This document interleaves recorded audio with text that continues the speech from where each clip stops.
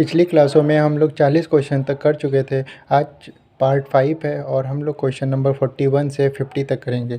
Question number 41 की बात करते हैं। यदि सभी प्राकृतिक संख्याओं a और b के लिए a हैज़ b या a स्टार b बराबर a square plus b square minus A B है तो 9 स्टार 10 का मान क्या होगा। तो अगर a स्टार b का मान a square plus b square minus A B है तो 9 स्टार 10 का मान क्या होगा। भाई a था तो a स्क्वायर हुआ, फिर b स्क्वायर हुआ माइनस ए बी हुआ। तो यहाँ पे अगर 9 स्टार 10 है तो 9 का स्क्वायर प्लस 10 का स्क्वायर माइनस 9 इंटू 10, इसी के अकॉर्डिंग रख दिया है हमने। 9 का स्क्वायर 81, 10 का स्क्वायर 100, 9 इंटू 10 90। तो 81 और 100 181 माइनस 90 91। तो option number B is correct.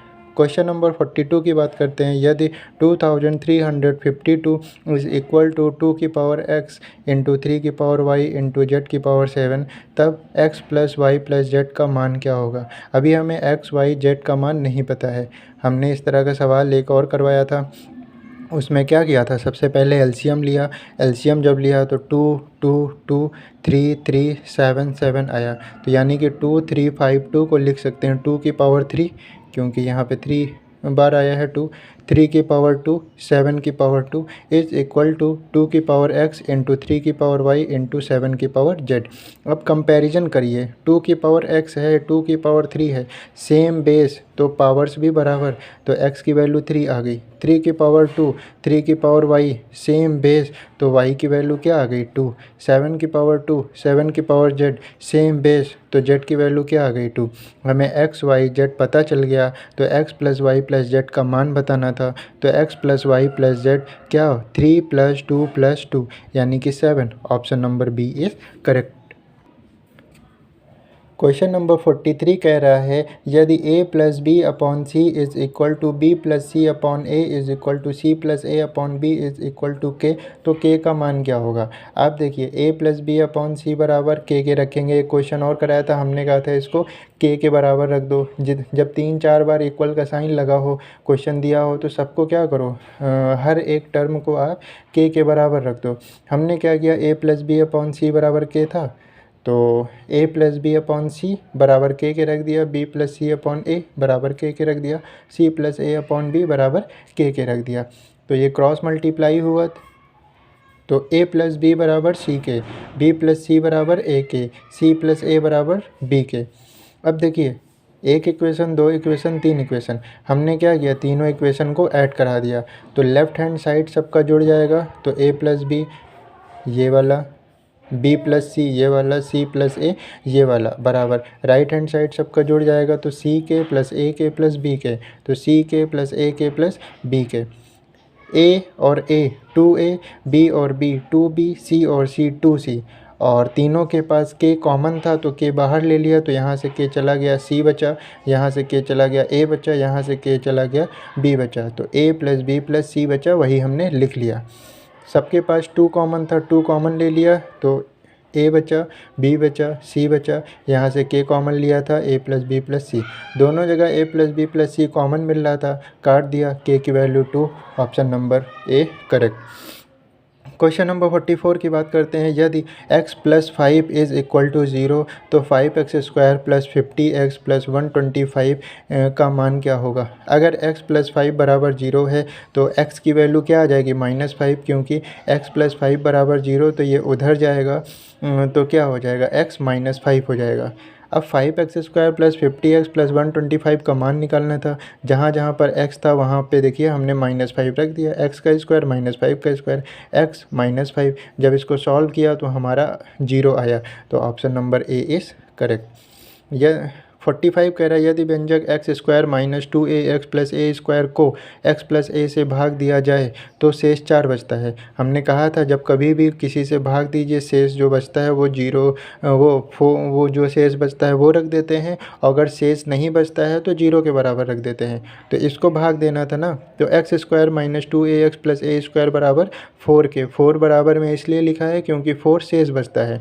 किससे भाग दिया था, x प्लस ए से, तो x प्लस ए बराबर 0 के, तो x बराबर -a के। हमने कहा था जिससे भाग देना रहता है उसको 0 के बराबर रख के x की वैल्यू निकाल लेते हैं, तो इसीलिए हमने x प्लस ए बराबर 0 रखा है। x की वैल्यू माइनस ए आ गई, जहाँ पे x था वहाँ पे a रख दिया, x का स्क्वायर माइनस ए का square minus 2a x minus A plus A square is equal to 4, minus A का स्क्वायर ए स्क्वायर होगा, minus minus plus 2a square plus A square is equal to 4।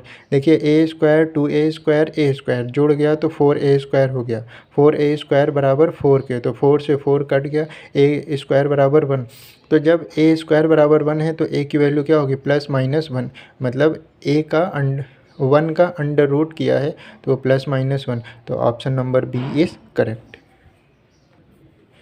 Question number 46 की बात करते हैं। इन्होंने कहा a/3 बराबर b/4 बराबर c/7 के, तो बताइए a plus B plus c का मान क्या होगा। तो देखिए 2-3 बार बराबर का साइन लगा है तो आप क्या करेंगे, इनको बराबर के रख देंगे, तो a/3 बराबर b/4 बराबर c/7 बराबर किसके, के, यानी a की वैल्यू क्या आ जाएगी 3 के, b की वैल्यू 4 के और c की वैल्यू 7 के। ए बी और सी की वैल्यू पता चल गई, हम यहाँ पे रख देंगे a plus B plus c/c, तो a की वैल्यू 3 के, b की वैल्यू 4 के, c की वैल्यू 7 के अपॉन 7 के, तो ये हो जाएगा 14 के अपॉन 7 के से के कट गया, x की इसकी वैल्यू क्या आ गई 2 आ गई, तो option number C is correct.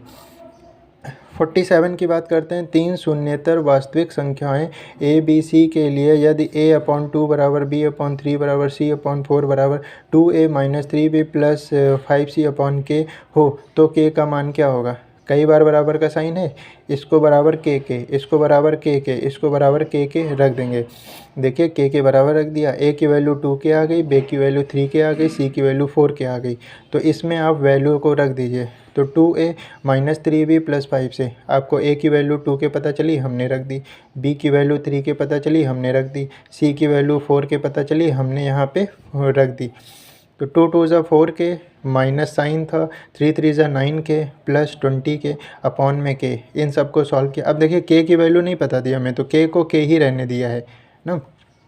ये हो गया -5 के प्लस 20 के अपॉन में के, माइनस प्लस माइनस 20 में से 5 गया 15 के अपॉन के, 15 का साइन प्लस इसलिए है क्योंकि यहाँ पे 20 बड़ा था और -5 छोटा था, तो बड़े वाले का साइन 15 के अपॉन के से के कट गया 15 आंसर।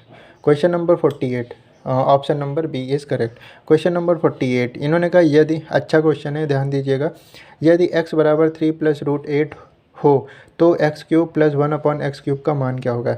देखिए पहले तो आपको x पता है 3 प्लस रूट 8, 1/x पता है नहीं, आप 1/x निकालिए। देखिए x पता था 3 प्लस रूट 8, 1/x निकालिए, तो देखिए जब x की वैल्यू 3/√8 है तो इसको उल्टा कर रहे हैं तो ये भी उल्टा हो जाएगा, मतलब ये 1/x हुआ तो ये भी 1/3 प्लस रूट 8 हो जाएगा। जब इस तरह का नंबर आता है तो हमें कॉन्जुगेट करना पड़ता है, क्यों, डिनोमिनेटर की वैल्यू को एक रियल नंबर लाने के लिए या एक नेचुरल नंबर लाने के लिए। तो देखिए 1/3 प्लस रूट 8 वैल्यू अच्छी नहीं है, ये अच्छी वैल्यू लाने के लिए कॉन्जुगेट करते हैं या इस चीज़ को हम बोलते हैं रैशनलाइज़ करना।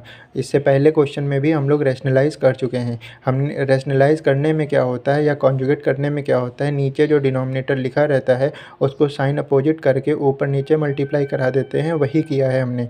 तो ये ऊपर आ गया 3 माइनस रूट 8, यहाँ पर देखिए क्या हुआ, a प्लस बी a माइनस बी, मतलब कि ये a square minus B square का फॉर्मूला बन रहा है। तो a square minus B square यानी √3 का स्क्वायर माइनस √8 का स्क्वायर, ऊपर जो लिखा था वो लिख दिया, 3 का स्क्वायर 9, √8 का स्क्वायर 8, 9 में से 8 गया 1। देखिए डिनोमिनेटर हमारा क्या हो गया, एक नेचुरल नंबर आ गया या हम कह सकते हैं एक रियल नंबर आ गया 1। तो अब 1 नीचे लिखेंगे नहीं, ऊपर 3 माइनस √8। तो देखिए x प्लस 1/x क्या हो जाएगा, x की वैल्यू 3 प्लस रूट 8 थी, 1/x की वैल्यू 3 माइनस रूट 8 थी, x √8 कट गया, x प्लस 1/x की वैल्यू 6 आ गई। ये हमने किस लिए निकाला, क्योंकि हमने देखा कि x³ प्लस 1/x³ की वैल्यू निकालनी है और हमें पता है ये x प्लस 1/x का होल क्यूब में आएगा।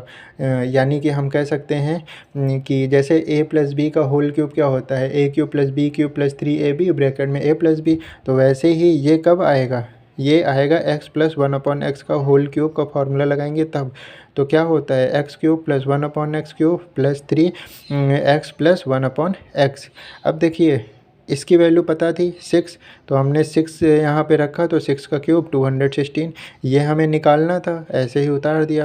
प्लस का 3 और x plus one upon x की वैल्यू क्या है 6, 206 नंबर को इधर ले आए, ये 6 3 जा 18 हुआ, तो इधर आया माइनस में 216 minus 18 is equal to X cube plus one upon X cube. यही हमें पता करना था, तो ये माइनस किया हमने 198 आया। Option number B is correct.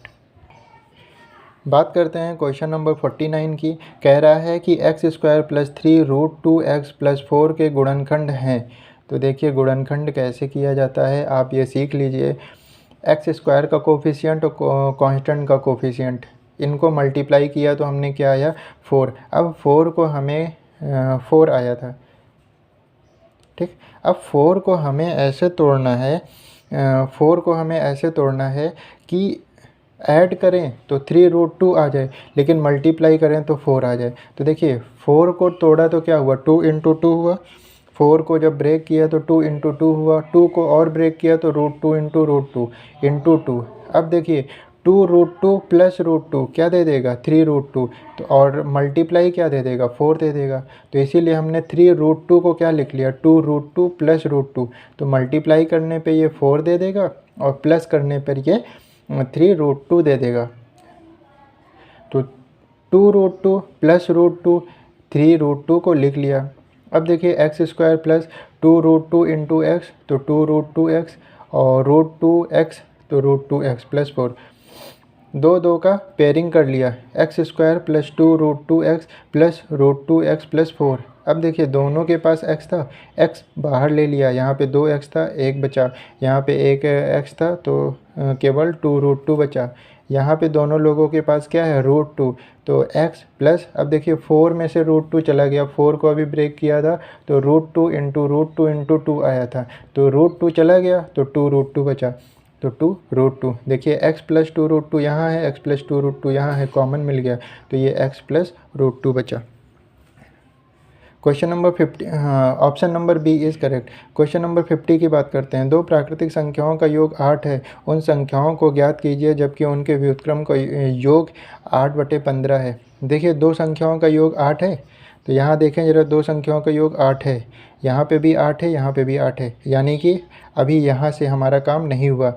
फिर इन्होंने कहा उनके व्युत्क्रम यानी उनके रेसिप्रोकल को अगर हम जोड़ेंगे तो 8/15 आएगा।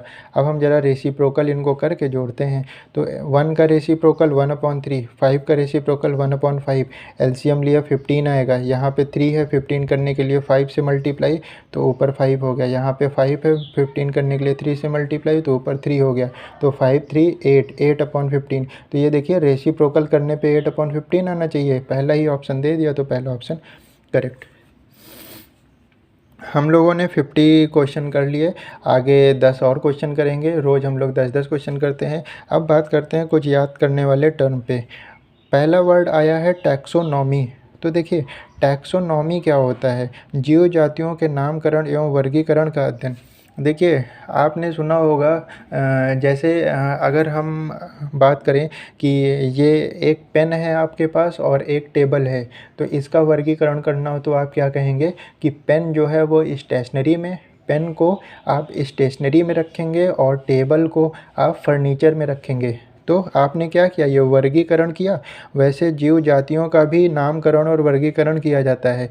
जैसे कुछ चीज़ें थैलोफाइटा में आती हैं, कुछ चीज़ें ब्रायोफाइटा में आती हैं, तो ये क्या हो रहा है वर्गीकरण ही तो किया जा रहा है। तो ये वर्गीकरण करने की जो प्रक्रिया है वो टैक्सोनॉमी कहलाती है। Scientific process of arranging thing into groups, एक साइंटिफिक तरीके से चीज़ों को अरेंज करना कि कौन किस वर्ग में जाएगा, वही टैक्सोनॉमी कहलाता है। तो कभी टैक्सोनॉमी पूछ ले तो आपको बताना है कि जीव जातियों का नामकरण और उनका वर्गीकरण का अध्ययन। यूजेनिक्स की बात करते हैं। यूजेनिक्स का मतलब होता है आनुवंशिकी सिद्धांतों द्वारा मानव जाति की उन्नति का अध्ययन। देखिए, कुछ कंट्रीज़ क्या करती हैं, यूजेनिक्स पॉलिसीज़ को इनेक्ट करती हैं। इसका मतलब ये हुआ, जैसे यूजेनिक्स पॉलिसीज़ को क्यों इनेक्ट करती हैं कंट्रीज़, जैसे कहीं पर फोर्स प्रेगनेंसी होती है, मतलब फोर्सफुली प्रेगनेंसी को बढ़ावा दिया जाता है। जैसे किसी के घर में अगर बार बार गर्ल ही बर्थ ले रही है तो वहाँ पे बॉयज़ के चक्कर में फोर्स प्रेगनेंसी करते हैं। या कहीं पर क्या होता है, एबॉर्शन करवाते हैं। तो ये क्या है, ये मतलब कि गलत चीज़ें हैं। तो कुछ कंट्रीज़ इसीलिए यूजेनिक्स पॉलिसीज़ को इनेक्ट करती हैं अपने यहाँ पे, जिनसे इन चीज़ों को रोका जा सके। तो यूजेनिक्स का मतलब क्या है, यूजेनिक्स का मतलब ये होता है कि आनुवांशिक सिद्धांतों के द्वारा इस बात का पता लगाना कि मानव जाति की उन्नति कैसे हो रही है। पैथोलॉजी की बात करते हैं, बहुत कॉमन सा वर्ड है। कुछ भी हुआ, अल्ट्रासाउंड कराना है, पैथोलॉजी चले जाओ। एक्सरे करवाना है, पैथोलॉजी चले जाओ। ब्लड प्रेशर नपवाना है, पैथोलॉजी चले जाओ। यानी कि पैथोलॉजी में क्या होता है, रोगों की प्रकृति के बारे में, रोगों के लक्षणों के बारे में और रोगों के कारणों का अध्ययन किया जाता है। कि पेट में दर्द हो रहा था, अल्ट्रासाउंड कराया, हमें पता चल गया पेट में दर्द क्यों हो रहा था। ठीक है, तो या स्किन में कोई इन्फेक्शन है, ब्लड टेस्ट कराया, हमें पता चला कि स्किन में वो इन्फेक्शन क्यों हो रहा था। तो यानी पैथोलॉजी में क्या होता है, उसके लक्षण और कारणों का पता लगाया जाता है। तो पैथोलॉजी। टॉक्सिकोलॉजी की बात करें हम, टॉक्सिक चीज़ें क्या होती हैं, जो विषैली चीज़ें होती हैं, ये टॉक्सिक है, बहुत विषैली चीज़ है। तो टॉक्सिकोलॉजी क्या है, विषों का अध्ययन। लिम्नोलॉजी, ये अच्छा वर्ड है, इस पर ध्यान दीजिएगा। लिम्नोलॉजी, तो लिम्नोलॉजी ये होता है जो मतलब कि जो पानी में रहते हैं उन जीवों का अध्ययन, यानी कि जो तालाब में रहते हैं, जो पोखरों में रहते हैं, जो झीलों में रहते हैं, जो समुद्रों में रहते हैं, उन जीवों का अध्ययन करना वो क्या कहलाता है, लिम्नोलॉजी। Thank you class.